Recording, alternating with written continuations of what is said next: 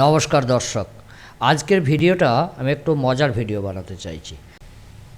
যদিও এটা আমাদের চলমান জীবনে লাগে, তো স্কুল, কলেজ, অফিস অনেক সময় আইডি কার্ডে খুব ছোট ফটো লাগে, যেটাকে মাইক্রো ফটো বলা হয়। তো সেই মাইক্রো ফটোর বিভিন্ন ক্ষেত্রে বিভিন্ন সাইজ লাগে। কেউ ছোট করে, কেউ কেউ স্ট্যাম্প সাইজ বলে, কিন্তু স্ট্যাম্প সাইজের মাপ আলাদা। কিন্তু এই ক্ষেত্রে আমরা যেটা বানাবো micro photo size for ID card. Crop size হচ্ছে 1/1.2 সেন্টিমিটার, ওয়াইডের ক্ষেত্রে 1 আর হাইটের ক্ষেত্রে 1.2 সেন্টিমিটার, রেজুলেশন 100। আপনি 200ও রাখতে পারেন, 300ও রাখতে পারেন, এতে কোনো সমস্যা কিছু হবে না। চলুন আমরা ফটোশপকে ওপেন করে নিই এবং কাজটি হাতে কলমে করার চেষ্টা করি, এবং কিভাবে জিনিসটা হবে, কিভাবে আপনি ফটোগুলোকে ক্রপ করে আপনার A4 সাইজের পেপারে হোক, 4/6 পেপারে হোক, কিভাবে সাজাবেন সেই বিষয়ে কিন্তু আমি বিস্তারিত আলোচনা করব এই ভিডিওতে। আমরা ফটোশপ 7.0 ওপেন করে নিয়েছি। এখানে প্রথমেই আমরা ক্রপ সাইজটাকে ঠিক করে নেব।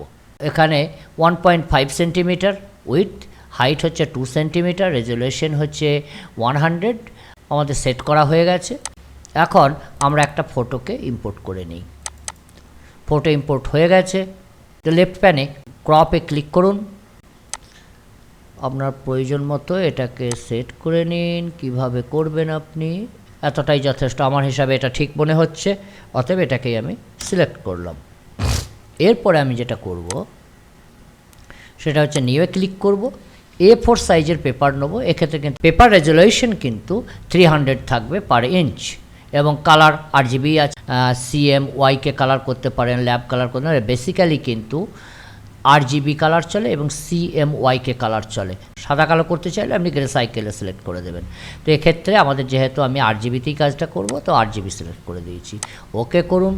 এ বিষয়ে আর বিশেষ কিছু বলছি না, গাইডলাইন আগের মতো যেমন নিই আমি সেরকম নিয়ে নিচ্ছি। লেফট সাইড থেকেও একটা গাইডলাইন নিলাম মার্জিন হিসাবে। ক্রপ করা ছবিটিকে মুভে ক্লিক করলাম, ছবিটাকে ড্র্যাগ করব আমি। তো আপনার মাউস দিয়ে একে হোল্ড করে এখানে এনে ছেড়ে দিন। ছেড়ে দিয়েছেন, খুব ছোট দেখুন ছবিটা। তাহলে এত ছোট ছবিকে এখানে সাজানো একটু সমস্যা হবে। সেই ক্ষেত্রে কী করবেন, পেজটাকে বড় করে দিন এবং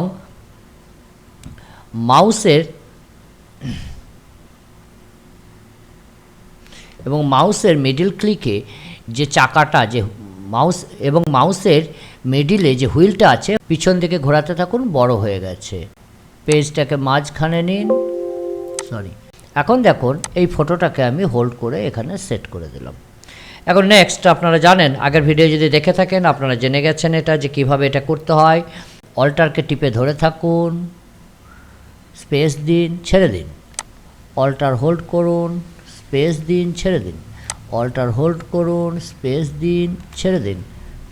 যদি একটু কম বেশি করতে হয়, লেফট রাইট যে সাইড অ্যারো আছে আমি করে নিলাম, এটা করে নিতে পারবেন। তো আমি একটা লাইন শুধু সাজিয়ে দেখাবো আপনাদেরকে যে কিভাবে করতে হবে।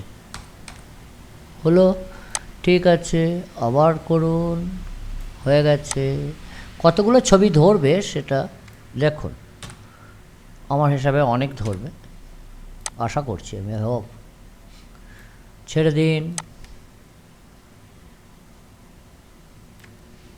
লেফট অ্যারো দিয়ে কাছে টেনে নিন আপনার প্রয়োজন মতো।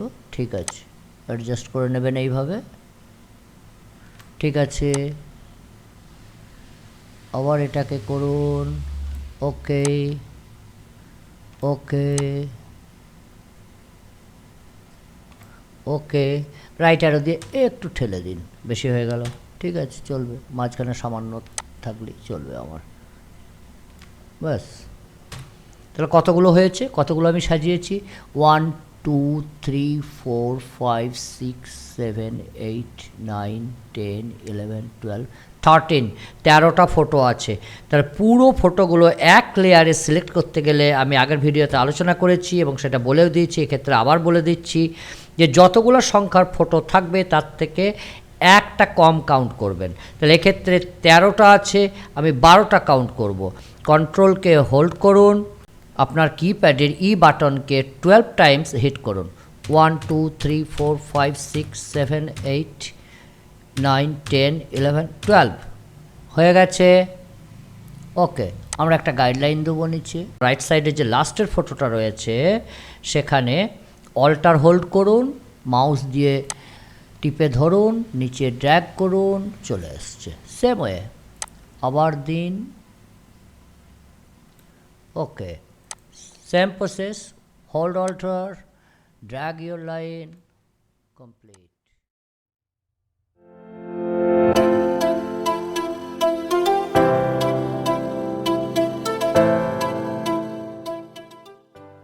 Hold alter,